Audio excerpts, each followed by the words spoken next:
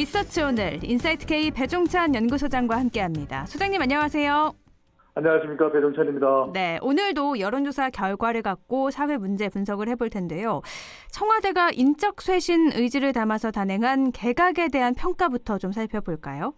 네, 코로나 백신도 그렇고 부동산세 조정과 관련해서도 현안이 논의되고 있는데 상당히 혼란스럽습니다. 과연 이런 현안들을 다뤄나가야 될 개각에 대한 평가는 어땠을까요? 상당히 긍정과 부정이 팽팽한 반응으로 나타났습니다. 네. 리얼미터가 JTBC에 의뢰를 받아서 지난 18일 실시한 조사이고 자세한 사항은 중앙선거론조사심의위원회 홈페이지에서 확인 가능합니다. 개각에 대한 평가를 물어봤는데 잘했다는 평가 44.3%, 잘 못한 일이라는 평가가 41.8%로 나타나서 별로 차이가 없었습니다. 그러네요. 더불어민주당 지지층에서는 잘했다. 그래도 대통령이 선거 결과를 반영해서 개각을 했으니까 잘한 것 아니냐. 국면 전환으로 충분하다. 이런 반응으로 나타났지만 국민의힘 지지층에서는 잘 못했다. 또 압도적으로 나타났는데 중요한 건 그렇다면 중도층일 겁니다. 중도층은 오차 범위 내에서 잘 못했다는 의견이 더 높게 나타나서 좋은 평가를 받지는 못하는 결과로 나타났습니다. 국무총리를 비롯해서 주요 부처 장관들에 대한 이제 인사청문회가 예정돼 있는데 이번에 굉장히 큰 규모의 개각이었잖아요. 반응이 이렇게 팽팽한 이유는 뭘까요?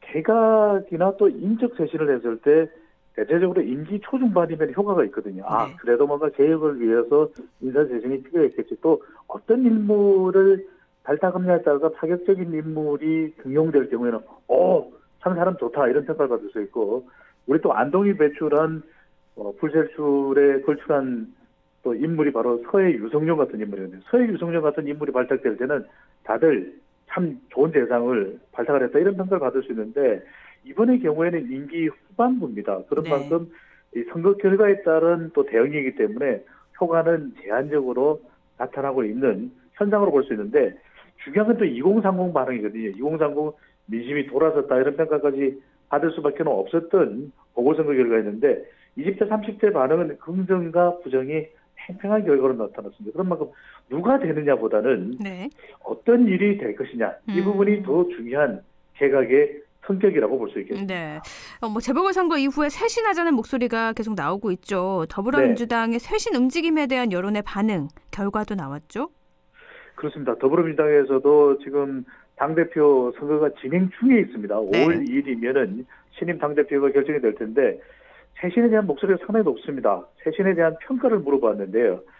이 잘되었다는 평가, 또 잘못되었다는 평가 이렇게 분석을 할 수 있는데 이 잘 되지 못했다. 부정적인 평가가 10명 중 7명 정도로 아주 높았습니다. 이런 또 평가의 내용이 선거 결과에도 영향을 미쳤던 것으로 풀이할 수 있을 텐데 모든 연령층에서 쇄신이 잘 못됐다. 압도적으로 나타났는데 특히 서울과 부산, 울산, 경남, PK 지역, 선거가 있었던 지역에서는 무려 70% 이상으로 나타났습니다. 중도층에서는 10명 중 8명 가까이가 그동안에 더불어민주당의 쇄신이 잘 못되었다. 이런 평가 결과가 나타났고요. 더불어민주당 지지층 내에서마저도 긍정과 부정이 크게 차이나지 않는 결과입니다. 그러니까 지난 총선거 이후 지난해죠. 부동산 정책에 대한 비판, 또 검찰개혁 갈등을 제대로 해소하지 않은 데 대한 혹평이라고도 볼 수 있는 것으로 해석됩니다. 이렇게 쇄신에 대해서는 부정적인 평가가 압도적으로 높았는데요. 2030 세대 여당 의원들의 당내 비판 목소리도 높잖아요. 그렇습니다. 이게 이제 2030 더불어민주당 의원들의 반성문이 있었는데 그렇다면 참 했어야만 됐고 잘했었다. 이런 이제 선거 직후에 대한 평가가 나올까 또 아닐까 이렇게 볼 수가 있는데 대체적으로 선거 결과를 본다면은 그렇게 좀 긍정적으로 보지 않을까 이런 여론이 있는데 아주 긍정적이지만은 않았습니다. 이 선거 직후에 2030 여당 의원들의 반성문에 대한 평가를 분석해 보았는데 질문해 보았는데 이 찬반이 긍정과 부정이 팽팽하게 나타났습니다. 특히 이제 20대의 경우에는 더불어민주당 2030 세대 의원들의 반성문에 대해서 공감하지 않는다는 의견이 더 높게 나타났습니다.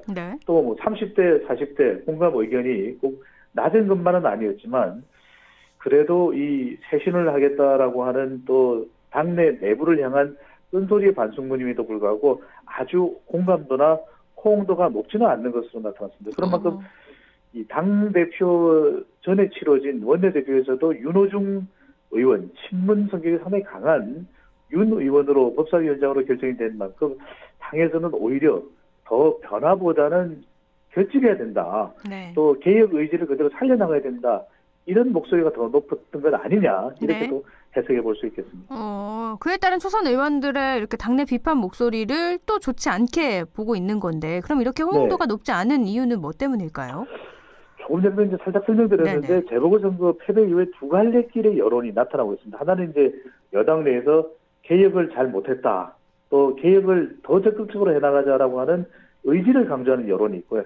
두 번째로는 이제 주로 초선 2030 세대 의원들로부터 나오는 의견인데 당 지도부가 잘못했다. 바꿔야 된다. 그래서 박완주 의원도 원내대표 선거 과정에서 계속해서 강조를 했거든요. 목소리를 듣겠다. 또 바꾸겠다. 또 지금 이제 당대표 선거에서는 송영길 의원이 주로 그런 이야기를 하고 있는데 일단 원내대표 선거 결과만 보면 그래도 문 대통령 중심으로 뭉쳐야 한다. 더 개혁의 의지를 강화해야 된다. 당을 결집해야 된다. 이런 쪽 의견이 더 높은 것으로 볼 수 있겠습니다. 그런 만큼 오히려 좀 변화해야 된다. 이런 목소리에 대한 호응도가 높지 않았던 것으로 풀이할 수 있겠습니다. 아, 그렇군요. 이제 말씀하신 것처럼 다음 달 2일에는 여당 당대표 선거가 있잖아요. 네. 그럼 판세 좀 살펴볼까요? 지금 후보는 홍영표, 송영길, 우원식 후보죠.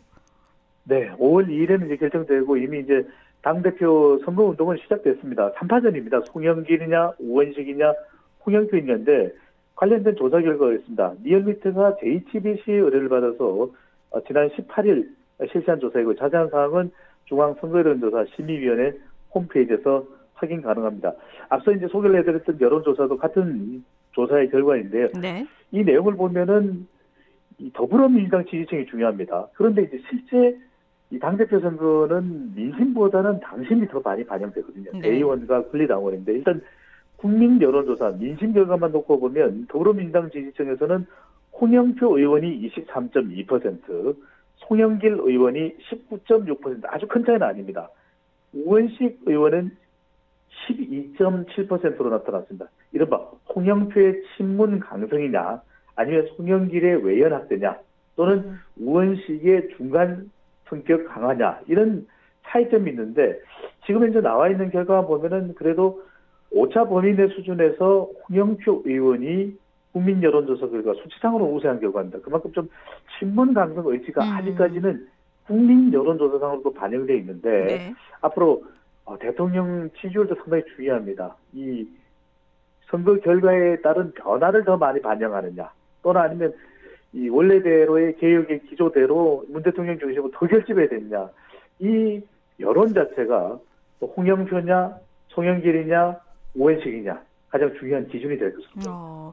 국민의힘 이야기로 좀 넘어가 보면요. 원내대표, 당대표 결정 모두 앞두고 있지 않습니까? 네. 당대표 선거에 대한 여론은 지금 어떻게 나타나고 있나요? 네, 마찬가지로 관련 여론조사가 실시됐는데 당대표는 주호영이냐 아니냐 이렇게 나눠볼 수 있겠습니다. TK 영남이냐 아니면 BTK냐 또는 충청이냐 초선이냐로 구분될 수 있을 텐데 국민의힘 당대표로 누가 적합한지 물어보았더니 국민의힘 지지층에서 주호영 당대표 대행이 이 30%를 살짝 넘는 가장 높은 결과로 나타났거든요. 그런데 홍문표 의원도 있고 충청권에 그리고 부산에 TK 지역에 조경태 의원도 있는데 이 국민 여론조사에서 국민의힘 지지층에서 주호영 당대표 대행 다음으로 높은 지지율은 김웅 의원입니다. 초선 의원이거든요.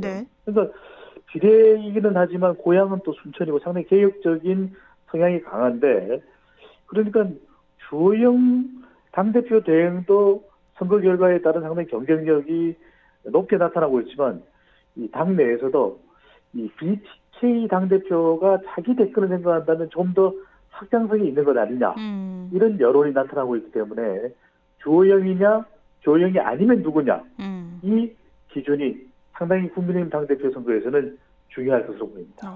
알겠습니다. 차기 대선 후보 판세도 한번 살펴주시죠. 네. 자, 차기 대선 후보와 관련해서 머니투데이와 미래한국연구소가 PNR 리서치에 대해서 18일 실시한 조사입니다. 자세한 사항은 중앙선거론조사 심의위원회 홈페이지에서 확인 가능한데 윤석열 전 검찰총장이 가장 높은 지지율로 나타났습니다. 윤 전 총장의 지지율이 30%를 넘어서 34%로 나타났고요. 우리 안동 출신이죠. 이재명 경기지사가 27.6%입니다.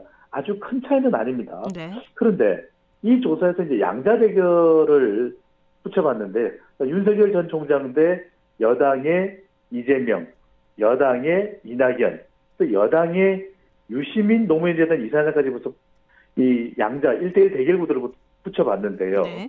대결 구도를 물어봤는데 윤석열 전 총장이 거의 50% 넘게 앞서는 결과로 나타났습니다. 그러니까 여당의 어떤 후보, 이재명이든 이낙연이든 유시민, 어떤 후보가 나서더라도 윤석열 전 총장이 50% 넘는 지지를 받는 결과로 나타났고요. 네. 여당 후보들은 대체적으로 40% 안팎의 지지를 받는 결과로 나타났습니다. 그럼 여기서 가장 중요한 변수는 뭘까요?